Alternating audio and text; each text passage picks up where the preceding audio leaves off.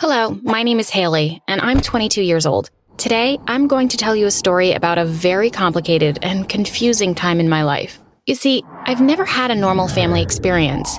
My parents split up before I was born and fought endlessly over my surname.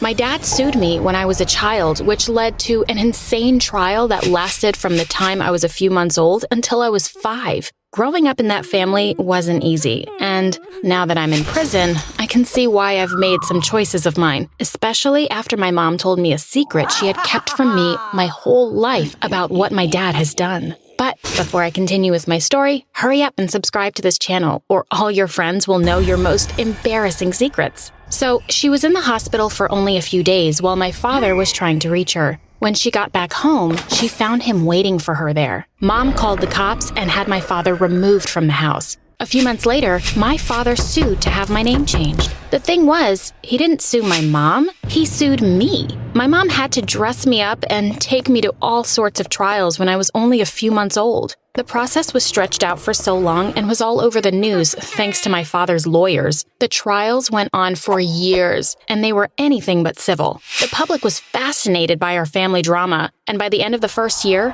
protests started to form outside of the courthouse and sometimes outside our home. As you can imagine, this was not a great way to grow up. The trials finally ended when I was 5 years old, when the judge yelled out, "Enough is enough. I will not let this go on any longer." He declared that I could choose my last name, as I was old enough to speak for myself now. It was a nice thought, but now I wish he let an adult help me instead, because I chose the last name Glitter Pony. Going through high school as Haley Glitter Pony wasn't easy. I was always the brunt of the jokes. I had a few friends, but not many, and they didn't stick around. My mom and I moved around a lot, trying to get away from our past. The more we moved, though, the harder it was for my mom to get a job. She started to blame me for it, and we fought all the time. We lived in a new city every year, sometimes 2 a year, and she always threw it in my face. By the time I was in high school, she had to work 2 or 3 jobs to support us. She left well before I was up in the morning and came home extremely late at night, exhausted and cranky. I'd ask her how her day was, and she'd always respond with some level of disdain. Most commonly, "I used to be a nurse before you and your drama came along."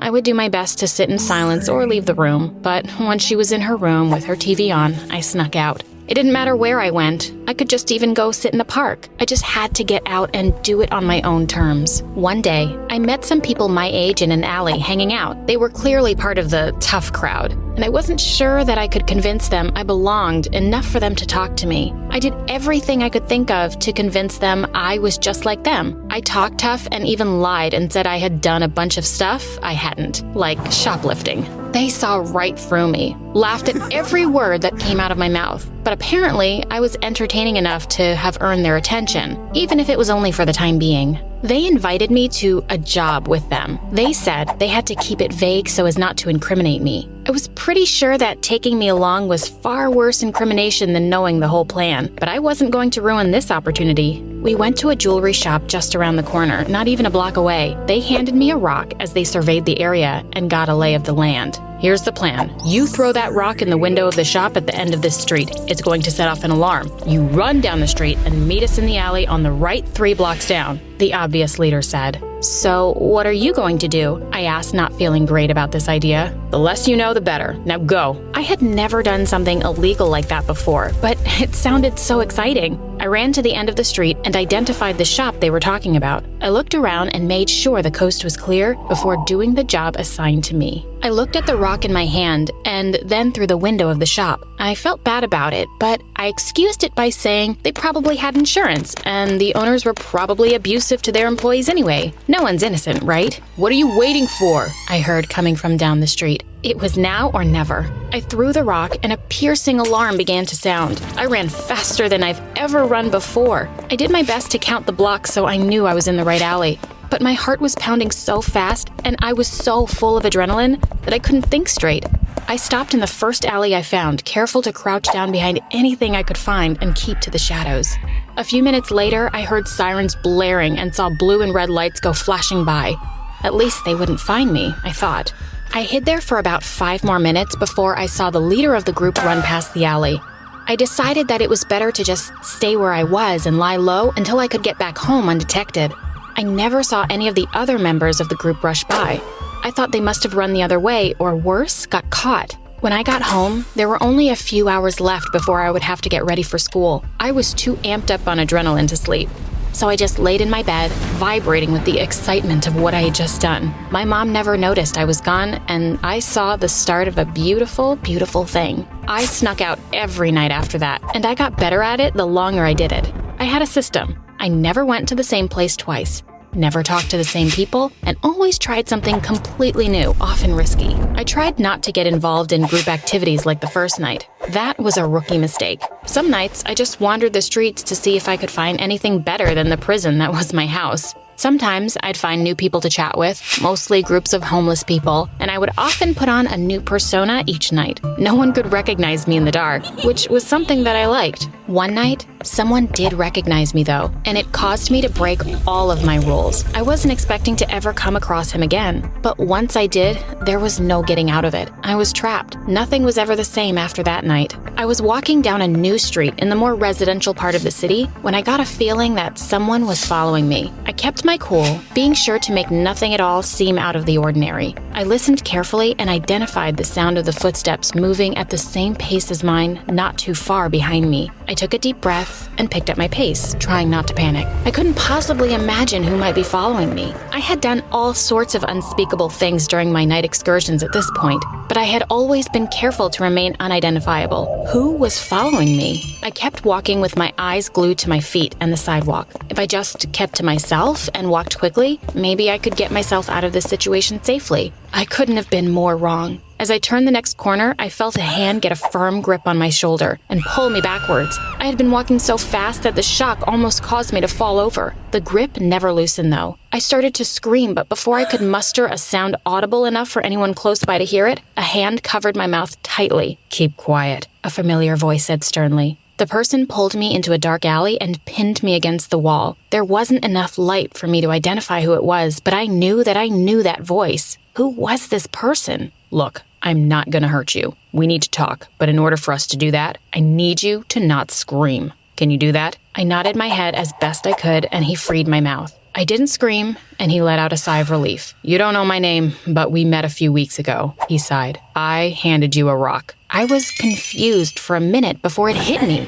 This was the ringleader of the robbery on my first night sneaking out. But how did he find me? "Look, I just need enough money to bail my friends out, that's all. Without my crew, there's no chance in hell I'll get enough. I need some help." "What is it exactly you want me to do?" I still didn't have the slightest clue how I could be of any help to him at all. "I won't ask you to do what I do, that's too much. But if you could just keep being a distraction for me, maybe I can pull enough jobs to get them out of jail." "If you don't join them there first," I said with a little more sass than I had intended. "Hey, I have to try, don't I?" I respected his loyalty to his friends, but I didn't think his plan could ever work. I never expected what would happen next. I followed him down the street to the store he intended to rob. "What do you want me to do?" "Like last time, I need you to break a couple of windows, then run like hell." "I only broke one window and I wasn't too crazy about it," I lied. "They've got insurance and all the owners are all major jerks, if that helps." "You're just saying that. There's no way you know all of these store owners," I said, calling his bluff. "All the rich are jerks,"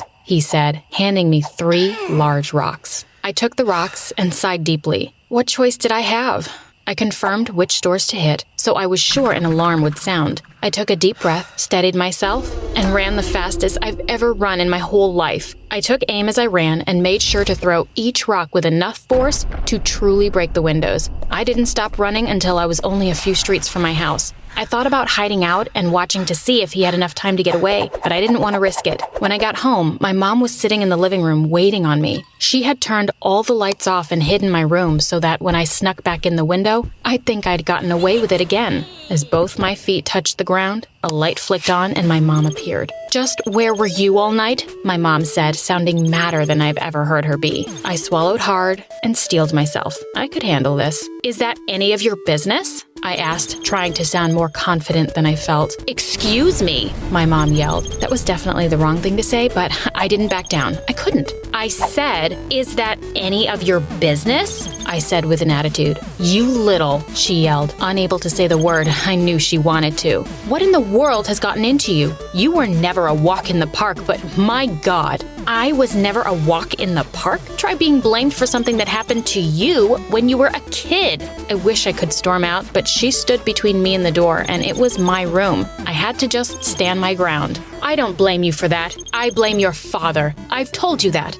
I do blame you for this attitude and your recent behavior, though. That's for damn sure. You've said that, but you've never once acted like it. Get out of my room, Mom. It's far too late to pretend like you care now. I ran to my bedroom and slammed the door, collapsing on the bed in a sobbing heap. Later, I heard my mom talking in the other room. I creeped to my door and cracked it open so I could listen in on her conversation. I know, Mom, but I just can't tell her. It's not right, I heard her say. It was bad enough that the trial went on long enough for her to remember it. I'm not going to let her know that anything could be worse. My heart started beating faster and faster. What could be worse than that? Look, I'm not going to tell her that her father assaulted me. I'm not. She's already traumatized enough. I did my best to keep this away from her as much as possible and let her have a normal childhood. She already has a bad enough view of her father. She deserves to have at least something to hold on to. I pushed the door closed gently and sunk to the floor. I hugged my knees and started crying harder and harder. How could I have been such a bad daughter? I had to do something for her. I had to get her forgiveness. I made a plan to steal a diamond ring and matching earrings from one of the jewelry stores I had seen the boy rob. I knew how to create a distraction for them, where the things were, and the way in and out without getting caught. I had observed it happening enough. The job went off without any complications at all. I conveniently found the boy I previously helped hanging out in the same alley where he was the first night I had seen him. He agreed to be my distraction since I had helped him before. He offered to pull off the job for me, but I didn't trust him to give me the items he had stolen. When I got home, I wrapped the beautiful jewelry I had gotten in a nice gift box. Since I had stolen them, they weren't in one of the jeweler's boxes, so I dug around my room in the hopes of finding some old ones. I was so excited to give them to my mom. I knew they would make her so happy and that she would forgive me instantly. When I got home that night, I gave her the jewelry I had stolen for her, and her reaction was even better than I had hoped. Her eyes teared up immediately, and she gave me the biggest hug she ever had.